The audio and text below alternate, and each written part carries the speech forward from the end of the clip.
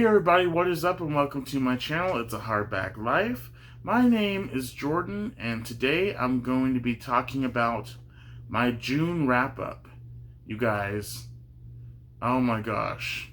It has been a hot minute since I posted a video. I think the last video I posted was about 2 to 3 weeks ago. And that is due to the fact that I just was doing a lot. I was participating in the readathon that was happening last month via the Shelf Space Discord, which you should totally join, by the way. Everyone is awesome. And then work was crazy in June, and all sorts of stuff. And some other personal things, which I'm not going to get into right now. But, yeah, June was crazy, and the beginning of July has been crazy as well. But enough of that. Let's get into my wrap-up. I was involved in a readathon, and we technically were supposed to read 16 books for this readathon. Like, it's called the Olympic Games Readathon, and it was based off of 16 Greek gods and goddesses from Olympus, and there are also 16 teams, which were the same names of those gods and goddesses. I was on Team Poseidon, which, by the way, we won. We took the trophy away from Zeus, who almost had it. Thank God they didn't get it. That was like everybody's main goal, was to stop Team Zeus from getting the trophy, aka Allen's team. And if you know Allen from the Library of Allenxandria, he likes to talk some trash. And I love that about him. He's just a hilarious guy in general. And go check out his channel. He is, like I said, he's fantastic. And Allen, if you're watching this, you inspired me today to get certain books, and I will show those books in a second here. Okay, so I was in the mood to read something fantasy, but funny, and I know Allen loves Discworld by Terry Pratchett, and I never really gave Terry Pratchett a chance, so ta-da! I'm giving Terry Pratchett a chance. And so I have here one of the most popular books, Guards, and Making Money. I started making money today. I was at Barnes & Noble, and I just started reading this one, and I'm not kidding you guys, I was laughing my head off within the first 5 pages. It was obviously fantasy related, but it was also very comedic, and I just love it.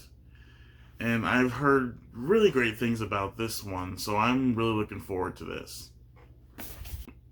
I also want to shout out Gregory Laperche, who a friend of mine on Booktube, and also on the Shelf Space Discord.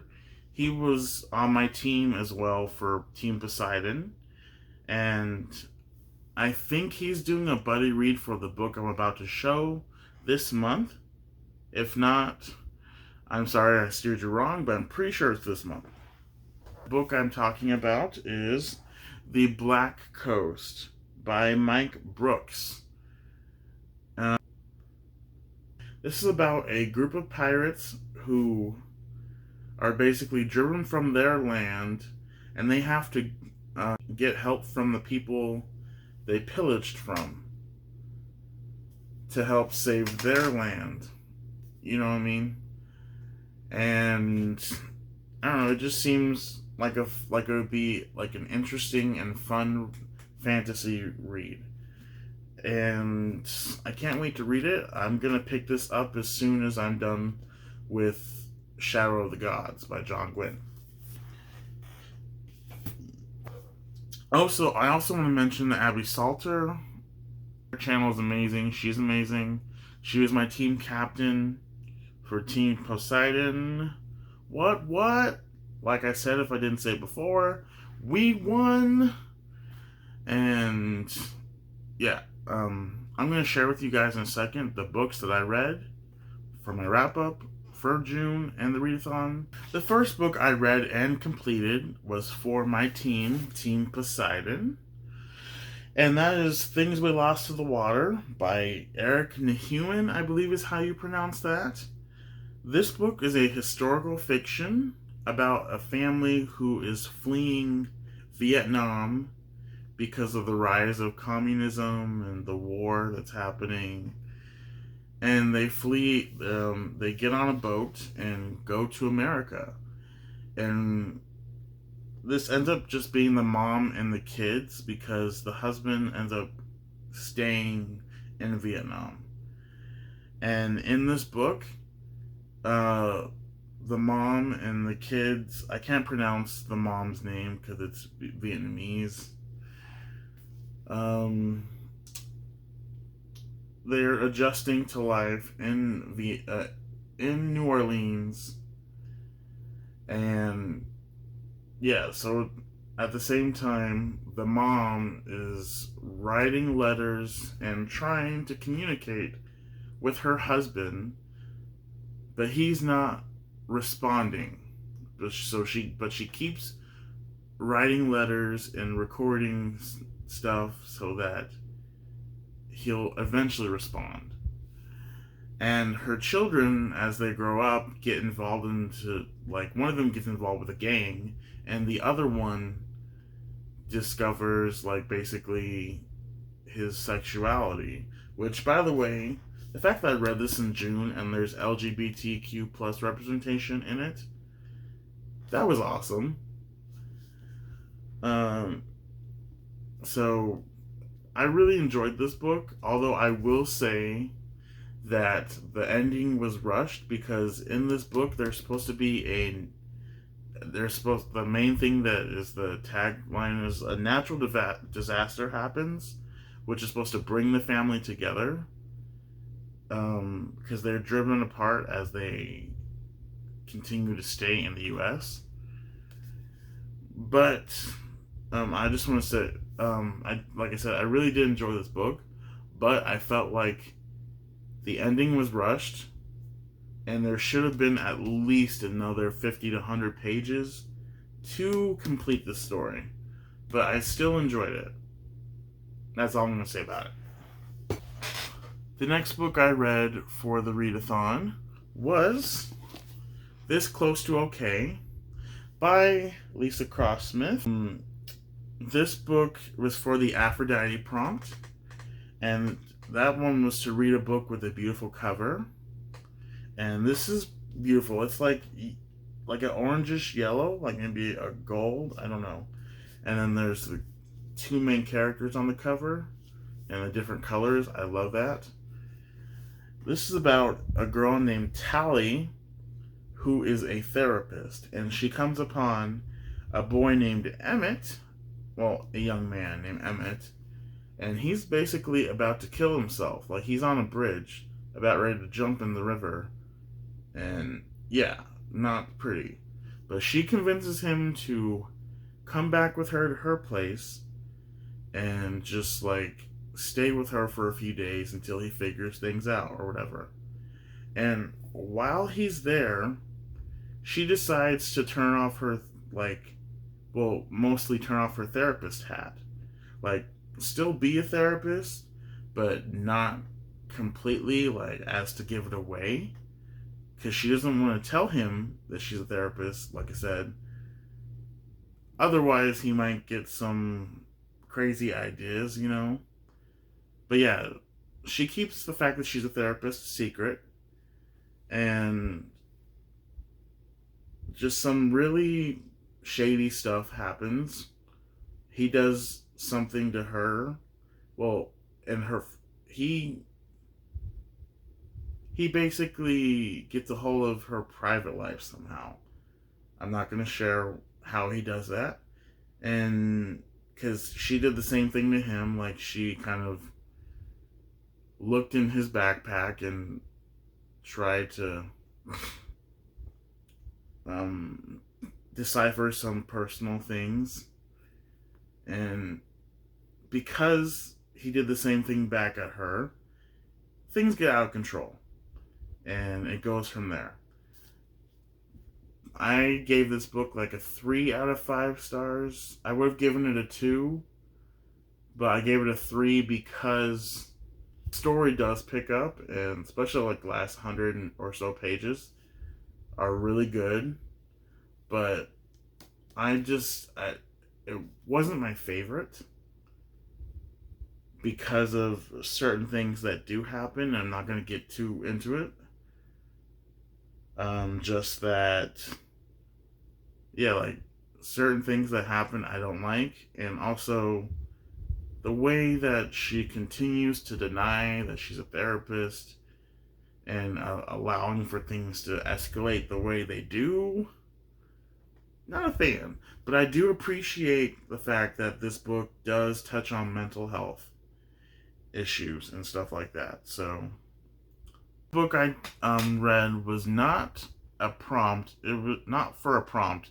It was just a book I read because I wanted to read it, because I picked it up at Target, and yeah, I'm glad I did. This book is called The Nature of Witches by Rachel Griffin. I love this book. I gave it a 5 out of 5 stars. It's about witches who are connected to the seasons. So, like, you have winter witches, spring witches, autumn witches, not fall, they're called autumn witches, and summer witches. And every time it's within their season, those certain witches are the most powerful, and then the other off-season witches are weaker. And our main character, Clara, is what they call an ever witch.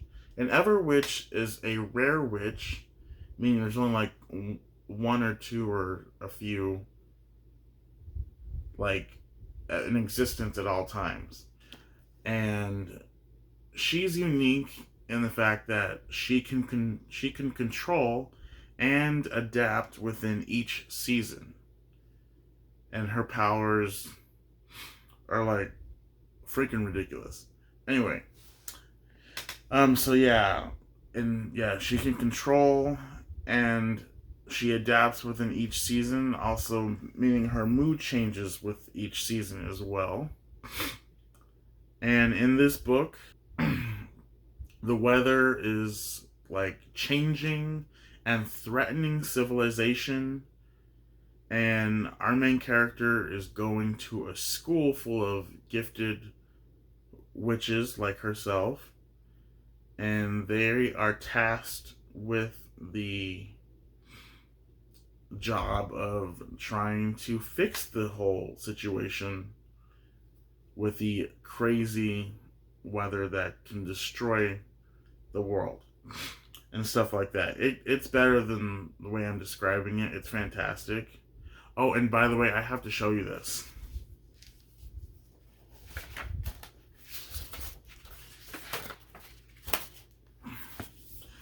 Without the dust jacket, the dust jacket is pretty, but oh my god, this is pretty, you guys. Oh my god. Get a close up. Oh my god, this is beautiful. This is like nature in itself in the book. I love it. The next book I read was for the Hermes prompt, and that was read a book with traveling. And I chose to read another V.E. Schwab book, A Darker Shade of Magic. I finally read it, you guys. I really enjoyed this book. I gave it a 4 out of 5 stars.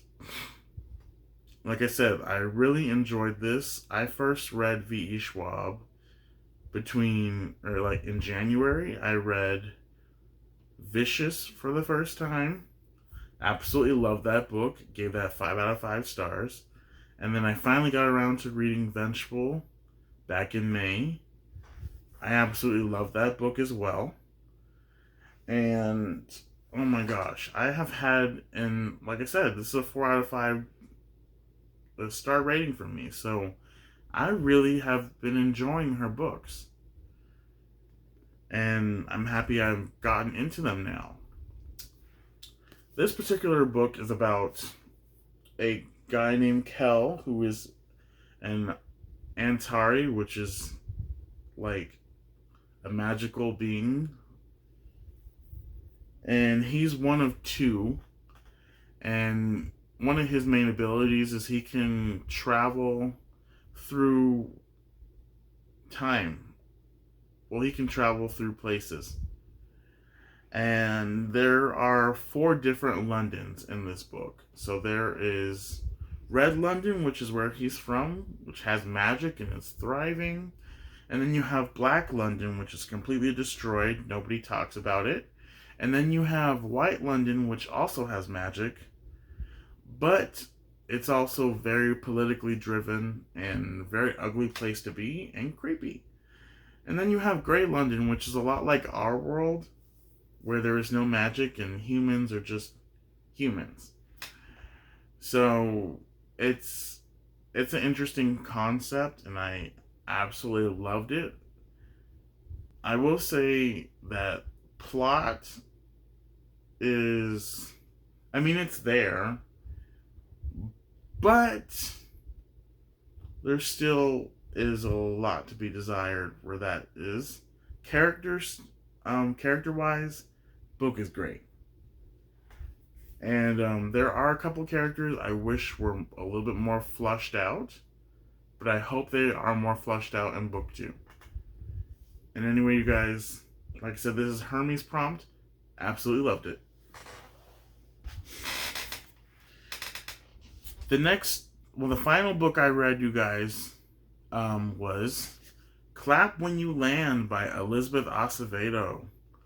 This book was for the Apollo prompt, which is read a book in verse, comic, read a book in a different format.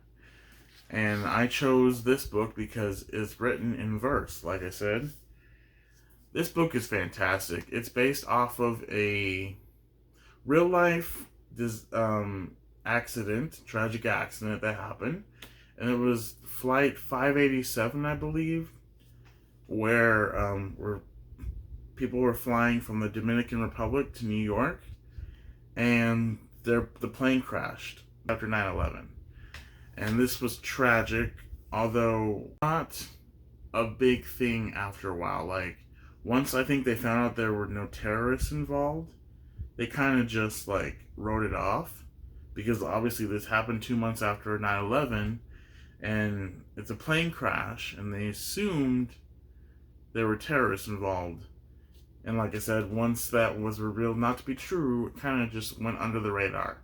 This particular book, our 2 main characters are, one lives in the Dominican Republic and one is in New York. Their names are Yahara and Camino, and they both share the same father. That is not a spoiler. It's basically part of the whole, it basically says it in the synopsis. Yeah, they have the same father, and he's basically living a double life. Like, he spends part of his time in New York and the other part of his time in the Dominican Republic, and he's involved in the plane crash. Like, he dies in the plane crash, and that's when the secret of them existing, like them finding out about it, comes out. And yeah, so it's crazy, and I loved it, and it was beautifully written, because one, it's in verse, and I have to show you guys the what's behind the dust jacket, because it's beautiful. It's beautiful, guys.